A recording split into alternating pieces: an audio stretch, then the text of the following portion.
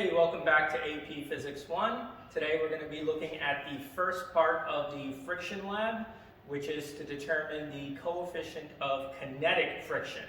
And in order to do that, I have this setup right here where I've got this motion sensor that I'm going to put as velocity as a function of time. So it's going to be able to detect the velocity of this box right here. The box weighs 19 pounds. But what you'll realize is the mass of this doesn't really matter for what we're trying to do. So we have the mass right here that I'll be sliding, and as it's sliding, we'll be able to detect its velocity as a function of time using the motion sensor. And the idea is pretty simple. I'll give it a push. As soon as my hand let goes of it, and it's just going on its own, there's only one force that's acting on it in the x direction, and it is the force of friction. So using the velocity versus time graph to figure out acceleration, we should be able to then figure out what the force of friction acting on this object is along the x direction. Once we have the force of friction along the x direction and we do the sum of forces in the y direction, we should have enough information to figure out the coefficient of kinetic friction. We're going to try this 2 times using 2 different forces. One might be a little bit more, one might be a little bit less, but it doesn't matter, as you will soon see, because as soon as I let it go, the acceleration is only going to be from the force of friction. So let's take a look at just exactly what I'm going to be doing here.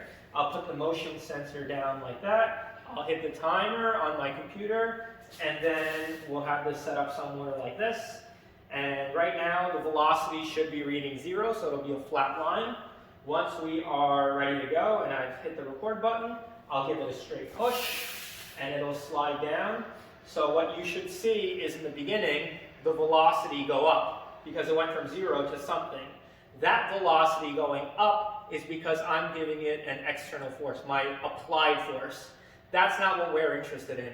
It's the moment I let it go. So once it's gone from my hand, what you should see is the velocity as a function of time go down. And that's what we're interested in, is that decrease in velocity, not the increase. So using that decrease in velocity, you should be able to figure out acceleration. And that's the gist of the experiment. So let's take a look at what the free body diagram looks like, and then you should be able to do the rest on your own. As I mentioned before, for this lab, what we're trying to do is figure out what is the coefficient of kinetic friction. So that's our end game goal here. How are we going to do that? The first thing is I need a new marker. So now that I have a new marker, we can determine what our goal is. We're trying to find the coefficient of kinetic friction. How are we going to do that? Well, you start with a free body diagram where you have the mass of that box right there with its weight inside. And we want to determine what the forces are going to act on it. So a couple of things that we know is that there is a force of gravity going down. There's a normal force going in the opposite direction of that. And let's say the velocity was moving this way, so that's the direction of positive velocity.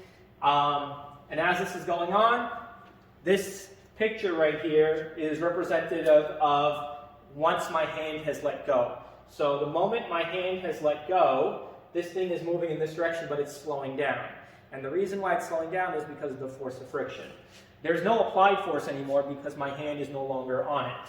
So we have the force of friction going along the x direction, and this would be the force of kinetic friction.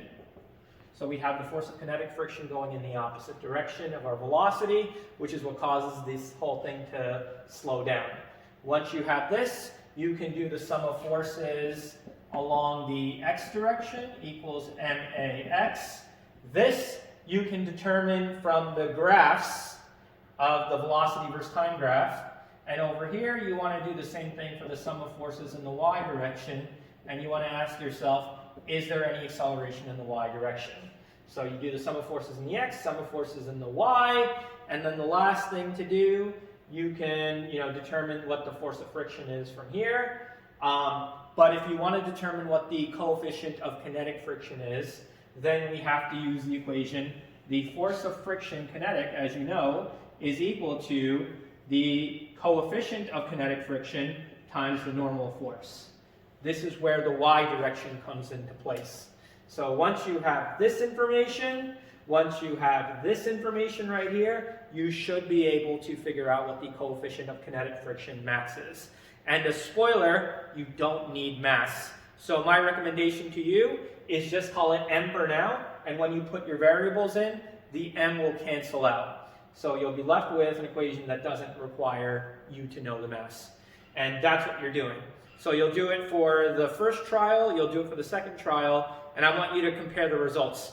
Will the coefficient of kinetic friction change depending on different applied forces that I do to it? So there is the first part of this lab right here. I'll see you in the next lab when we talk about the static friction. Until then, adios.